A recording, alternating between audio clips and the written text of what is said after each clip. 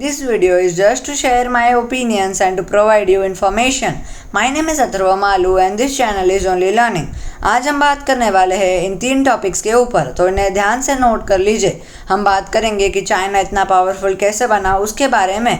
तो आइए शुरू करते हैं। हम शुरू करेंगे 1962 के पहले की कहानी के बारे में। हम बात करेंगे इंडिया और चाइना के रिलेशंस की। तो आइए शुरू करते हैं। मैंने इस वीडियो में कुछ पॉलिटिकल मिस्ट्रीज बुक से स्टेटमेंट ली है जो के.आर. मलकानी ने लिखी है। मैं थैंक करना चाहूँगा के.आर. मलकानी जैसे राइटर्स को, क्योंकि वो बहुत ही अच्छा काम करते हैं।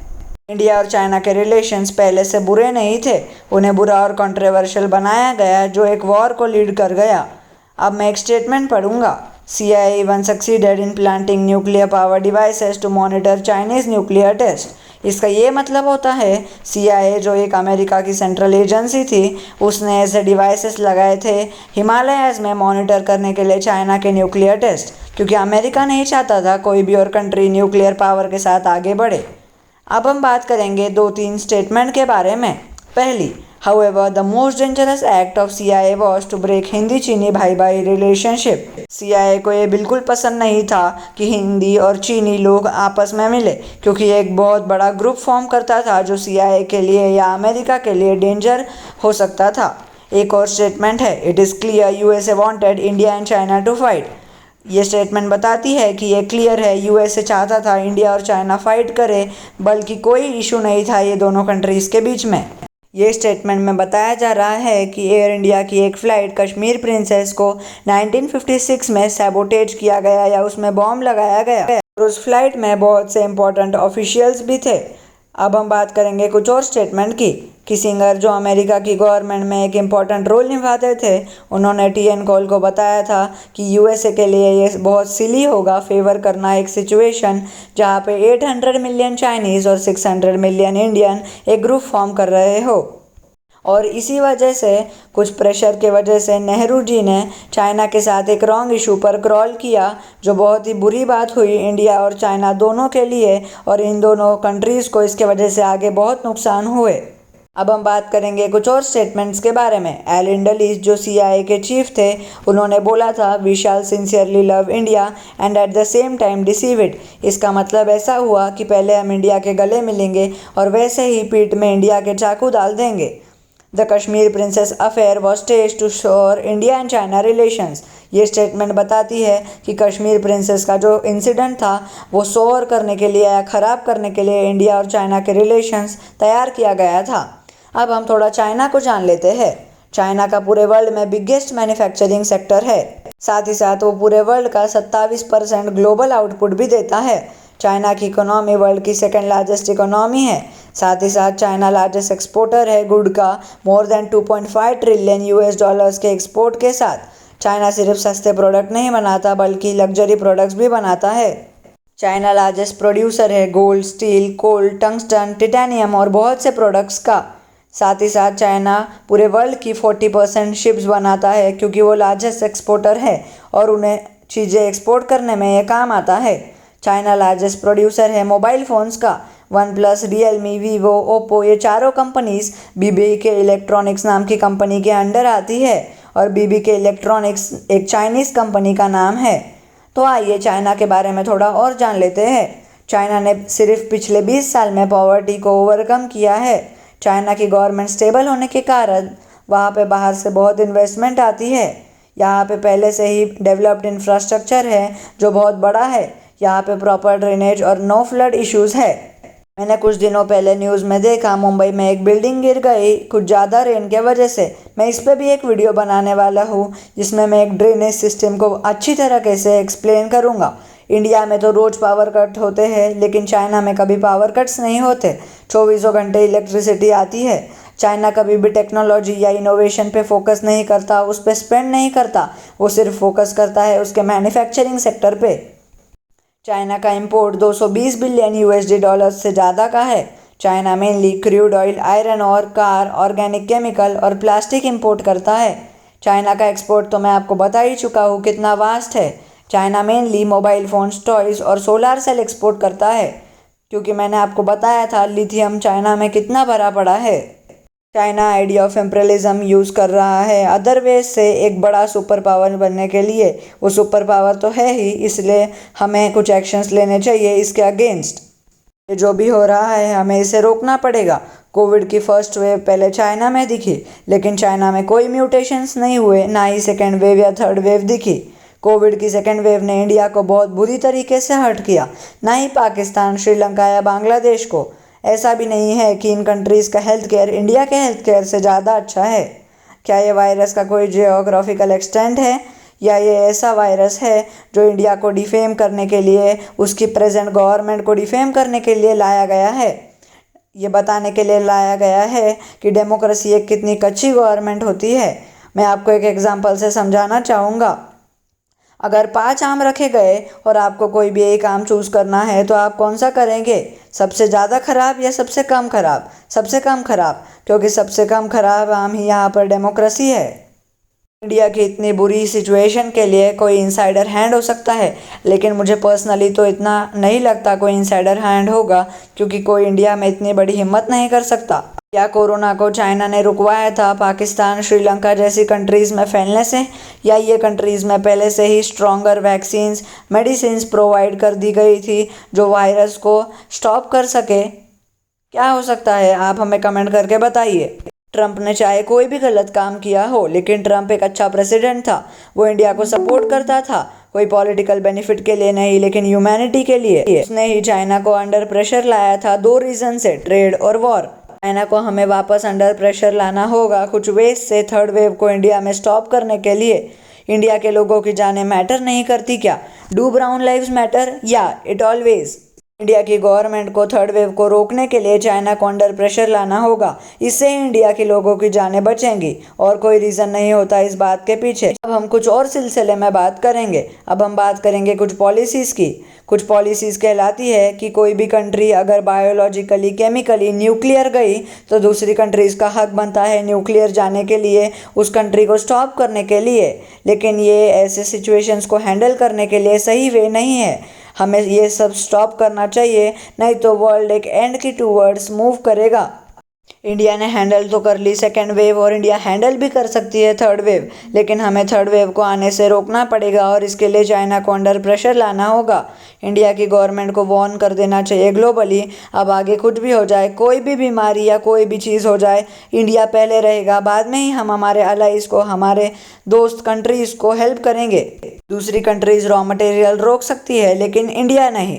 जब बिडेन जी बोले अमेरिका फर्स्ट तो वो अच्छी चीज़ है, लेकिन उसी अमेरिका के लिए जब ट्रंप बोले अमेरिका फर्स्ट तो वो बुरी चीज़ है, वो फेसिज्म है। और जब मोदी बोले इंडिया के लोगों के लिए इंडिया फर्स्ट तो वो गलत है। इंडिया के ही लोग उसे अपोज करेंगे, चाहे उनका बेनिफिट हो या ना हो, और बाद में बोलेंगे हमारे बच्चों की वैक्सीन आपने तो दूसरे देश भेज दी। ट्रंप ने हर बार इंडिया को सपोर्ट किया राइट कॉज के लिए, चाहे वो CAA हो या कश्मीर के लिए इंडिया और पाकिस्तान का कोई इशू। कुछ लोग, ऑर्गेनाइजेशंस, कुछ कंट्रीज़ वर्स्ट पॉलिटिक्स खेलती है। जब इंडिया उन्हें सपोर्ट करती है तो वो हमें अप्रिशिएट करते हैं, हमारी हेल्प लेते हैं, लेकिन जब इंडिया को नीड होती है तो वो हमारी हेल्प नहीं करते। ये वही हो गया वापस पेट में छुरी घोंसना। बहुत सालों से होता जा रहा है और अभी भी होता दिख रहा है, और इसके बहुत एग्जाम्पल्स हमारे सामने आते रहते हैं। वेट अ मिनट, अब हम बात करने वाले हैं हमारे मेन टॉपिक के बारे में। हम बात करेंगे ये कोविड की प्लानिंग कब से स्टार्ट हुई, प्रॉब्लम्स क्या है और उसके सॉल्यूशंस क्या निकलते हैं, और हम बात करेंगे कोविड के क्राइसिस के पीछे कौन है। चलिए कुछ न्यूज़ की रिपोर्ट को मानते हैं। फोर्ब्स का एक आर्टिकल बोलता है कुछ वायरसेस एनिमल्स के कारण फैलते हैं, उन्हें खाने से या उनकी चीज़ें इस्तेमाल करने से। तो हमें क्या करना चाहिए, हम इसके आगे की स्लाइड में बात करेंगे। आइए इसके बारे में बात करते हैं। इसका सॉल्यूशन क्या निकल के आता है। हमें एनिमल किलिंग को रोकना चाहिए फूड या सरवाइव के लिए। ये बैन रहना चाहिए कुछ रिस्ट्रिक्शंस के अंडर। जो प्रोडक्ट्स ऐसे एनिमल से बनते हैं जो इन्फेक्शियस डिसीज कॉजिंग ऑर्गेनिजम्स हो, तो इन प्रोडक्ट्स को जल्द से जल्द प्रोहिबिट कर देना चाहिए हर कंट्री में। जो कंपनीज ईटिंग मटेरियल या एनिमल से रिलेटेड कोई चीज़ें बनाती है तो उन्हें थरोली हर दिन चेक करना चाहिए। इसके लिए कुछ ऑफिसर्स अपॉइंट करने चाहिए ताकि वो मिक्स नहीं कर सके इन प्रोडक्ट्स में कुछ एनिमल से related disease causing material. Sources बताती है कि चाइना क्लेम करती है 2003 का सार्स वायरस चाइना को अटैक करने के लिए USA ने बनाया था, और इसी कारण के वजह से मिलिट्री रिपोर्ट बताती है कोविड-19 चाइना बना रही है यूएसए को ट्रिक करने के लिए या कुछ और कंट्रीज को ट्रिक करने के लिए? इसके कई रीजंस हो सकते हैं। सोर्सेस सजेस्ट करती है कि पूरा ये इंसिडेंस 2013 से चल रहा है, यानी कि कोविड की रिसर्च 2013 से चल रही है। कोविड के कारण बातें 2013 से चल रही है।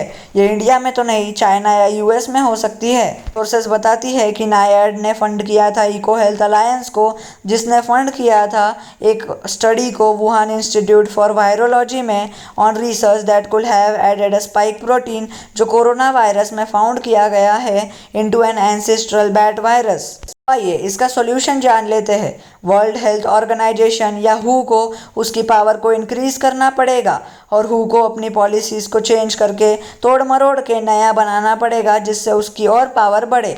एक स्ट्रिक्ट कंट्रोल होना चाहिए health care research and development organisations पे हर कंट्री के, साथ ही साथ वैक्सीन प्रोड्यूसर्स पे, इंटरनेशनल हॉस्पिटल्स पे, फार्मा प्रोडक्शन पे हर कंट्री के, ताकि इससे सिक्योरिटी मेंटेन कर सके। सोर्सेस बताती है कि चाइना क्लेम करती है उसकी मिलिट्री रिपोर्ट में third world war genetic weapon से होगा और बायोलॉजिकल वेपन से उसको हम और आगे बढ़ाएंगे, जो अभी यहाँ पर देखे जा सकते हैं। पीपल ये भी क्लेम करते हैं चाइना ऐसे कई वायरसेस बायोलॉजिकल वेपन्स के साथ रेडी है और हमें इसे रोकना चाहिए। आइए अब इसका भी सॉल्यूशन देख लेते हैं। एक ऑन प्लेस स्टडी होनी चाहिए, चाइना में जाके वुहान लैब को चेक करना चाहिए बहुत सीवियरली, और इस इंसिडेंट को 2013 के दबे हुए फैक्ट से उठा के लाना चाहिए मिलिट्री रिपोर्ट को, और एक बुक या documentary what really happened in Wuhan को भी एक्सपर्ट्स के द्वारा क्लियरली पढ़ना चाहिए। इंडिया में कुछ एक्सपर्ट्स इसके बारे में रिसर्च कर रहे हैं और मैं इनके लिए उनकी तारीफ भी करूँगा। आइए अब हम हमारा डाउट फ्री देख लेते हैं जो अभी रिसेंटली सामने आया है।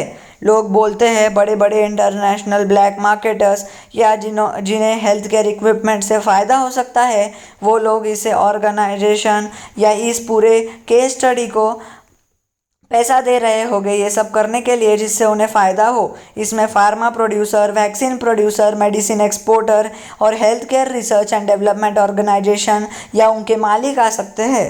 लेकिन मुझे पर्सनली ऐसा लगता है ये लोग इनमें नहीं आ सकते, क्योंकि ये लोग बहुत ही रिस्पेक्टेड लोग हो सकते हैं। कुछ लोग हो सकते हैं जैसे कि इंटरनेशनल ब्लैक मार्केटर्स या जो लोग ब्लैक में काम करते हैं वो लोग। आइए इसका भी सॉल्यूशन देखते हैं। एक टेम्पररी बॉडी बनानी चाहिए कोविड स्प्रेड की रिसर्च के बारे में, और किन किन लोगों को इससे फ़ायदा हुआ है उनकी एक लिस्ट भी बनानी चाहिए। इस बॉडी में इंक्लूड होने चाहिए लीड 30 कंट्रीज़ के ऑफिशियल्स। साथ ही साथ ये ऑफिशियल्स में best secret agents, best health care scientist आने चाहिए। If any country is trying to do such bad politics, वो कंट्री को बॉयकॉट कर देना चाहिए ट्रेड से, और हर रिलेशन से बॉयकॉट कर देना चाहिए। उसे सपोर्ट नहीं देना चाहिए, ना ही वर्ल्ड बैंक ने उसे लोन देने चाहिए। ठीक है, हम इस बात से तो एग्री करते हैं। यूएसए के प्रेसिडेंट ने ऑर्डर किया है उनकी इंटेलिजेंस एजेंसी को रिसर्च करने के लिए ये पूरे टॉपिक पे विदिन 90 डेज़। लेकिन मुझे पर्सनली ऐसा लगता है 90 डेज़ एक बहुत बड़ा टाइम है जिसमें थर्ड वेव भी चाइना ला सकता है, या कोई और कंट्री या कोई ऑर्गेनाइजेशन, या फिर ये नेचुरली भी आ सकती है, और ये एक लॉट ऑफ टाइम है। इसलिए मैं सजेस्ट करूँगा या 45 या 60 डेज़ में ये रिसर्च कंप्लीट हो। को भी सेम प्रैक्टिस करना चाहिए। इंडिया को मिलिट्री बढ़ा देनी चाहिए उन स्टेट्स में जहाँ पर हमारी बॉर्डर दूसरे कंट्रीज से मिलती हो। हमें भी एक वॉर के लिए रेडी रहना चाहिए जो बाकी कंट्रीज रहती है हर बार। इंडिया को भी वार्न कर देना चाहिए कि हमारे पास भी अजीत डोभाल है, हमारे नेशनल सिक्योरिटी एडवाइज़र, और इसी के कारण मैं एक थियरी के साथ आ रहा हूँ एक वीडियो लेके अजीत डोभाल पे, तो इसके लिए आप रेडी रहिए। ब्रिटिश इंटेलिजेंस बताता है कि कोविड-19 इंजीनियर किया गया है चाइना के साइंटिस्ट या चाइनीज साइंटिस्ट के लोगों ने। साथ ही साथ डॉक्टर फॉसी को बार बार क्वेश्चन कर रहे हैं लोग कि why US was funding research at Wuhan, या जिसका हिंदी में ट्रांसलेशन होगा यूएसए ने रिसर्च वुहान में क्यों फंड किया। कमेंट करके आप हमें क्वेश्चंस पूछ सकते हैं। साथ ही साथ इस पूरे टॉपिक के बारे में आपका क्या व्यू है नीचे कमेंट बॉक्स में बताइए। सजेस्ट कीजिए टॉपिक्स जिस पे हमें वीडियोस बनाने चाहिए। हमारा गोल सिर्फ इतना है कि सर्च और थियरीज को आप तक पहुंचाए। प्लीज़ सब्सक्राइब कीजिए चैनल को, वीडियो को शेयर करके देशवासियों को जागरूक कीजिए, और वीडियो को लाइक करके आप हमारा सपोर्ट कर सकते हैं।